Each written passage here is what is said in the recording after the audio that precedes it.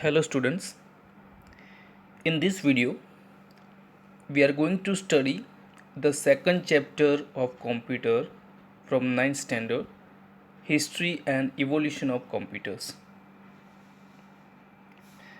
This chapter I have divided in some parts, so we are going to discuss about the first part of this chapter. The earliest known device for calculation is abacus. With 10 bits strung into the wires attached to a frame, the abacus used to perform simple calculation. In 1642, Blaise Pascal developed the first basic calculator, which would do only limited jobs. In 1690, Leibniz developed a machine that could perform addition, subtraction, multiplication, division, and calculate square roots also.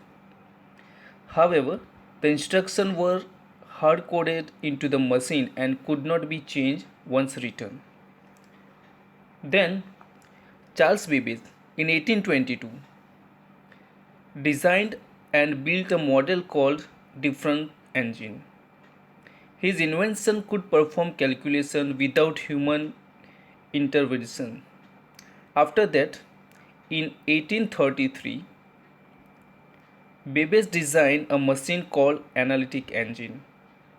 Technology of the analytic engine provided based to the technology of modern computers. The analytic engine had an arithmetic unit to perform calculation and mechanism to store results and instructions. Because of such contributions, Babbage is known as the father of the modern day computers. During late 1940, John von Neumann found a way to encode instruction in the language. He was the force behind the development of the first stored program computer. In 1946, J. Presper Eckert and John W. Mauchly invented giant ENIAC machine at the University of Pennsylvania. The full form of ENIAC is Electrical Numerical Integrator and Calculator. ENIAC was the first machine to use large number of vacuum tubes. The machinery required a big space and lot of energy to keep it cool. Further, it had punch card input and output. The instruction had to be fed into the machine by way of switches because there was no internal memory within the machine. Now, let me discuss the generation of computer based on hardware. Generation of computers based on hardware. Computers may be classified into a number of generations. The classification may be based on the hardware technology used in building a computer or based on its application software used. First, we will discuss about classification of computer considering various hardware technologies. First generation computers. The period of first generation computer is 1945 to 1555. The first generation computer started with ENIAC. The inside picture you can see, this is ENIAC. It was then followed by the IBM UNIVAC 1 Universal Automatic Computer, built by Mauchly and Eckert in 1951. This machine could perform business data processing. The first generation computer used vacuum tubes. You can also see the image of vacuum tubes into this slide. Because of vacuum tubes, the first generation computers were very large, required lot of energy, slow in input output, and suffered with heat and maintenance problems. Further, the vacuum tubes needed to be replaced often as they had short lifespan. Next we have second generation computers. The period of second generation computer is 1955 to 1665. To overcome difficulties faced in the first generation computers due to the use of vacuum tubes, transistors were used in second generation computers. Transistor is a small component made of semiconductor material. With transistor, The problem of heat was minimized and computer size was reduced. The computers now could perform operations comparatively faster. The storage capacity was also improved. Instead of working with machine language, now the machine could work with higher level languages such as ALGOL and Fortran. An example of a second generation computer is IBM 1620. Next we have third generation computers. The period of third generation computer is 1965 to 80. Third generation computer used integrated circuits instead of transistors. These circuits are fixed on silicon chip.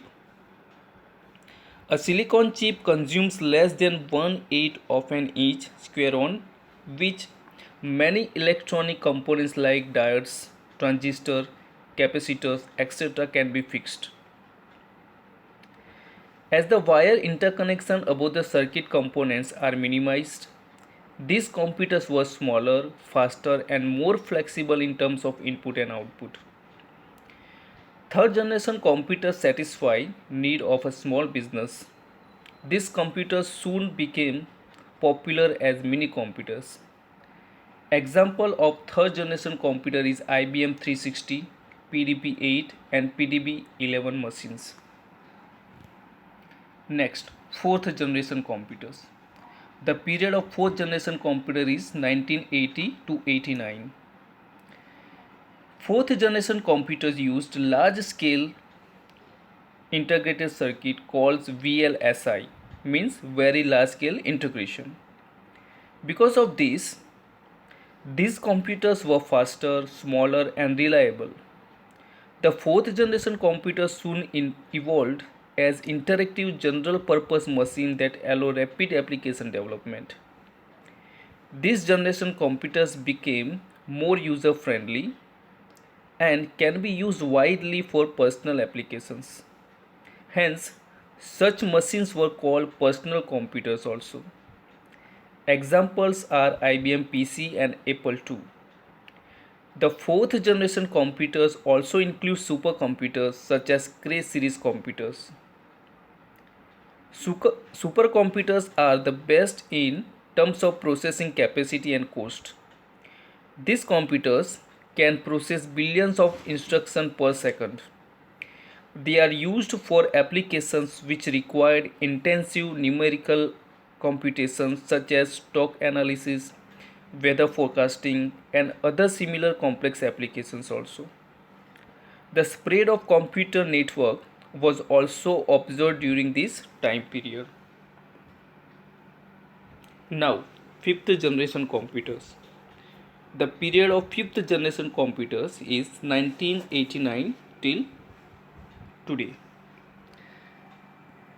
Fifth generation computers are further made smarter in terms of processing speed, user friendliness, and connectivity to network. These computers are portable and sophisticated. Powerful desktop, notebooks, variety of storage mechanism such as optical disk and advanced software technology such as distributed operating system and artificial intelligence are key features of the fifth generation computers.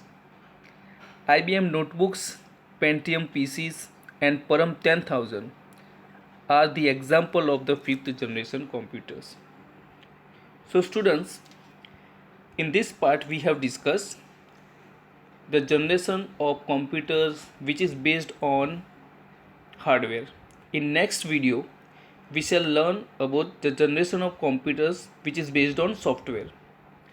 On your page number 12 in your book, there are some generation, its characteristics and examples are given. This table 2.1 you have to learn it very carefully. In next video we shall learn about the second part of generation of computers. Till then, stay home, stay safe, goodbye.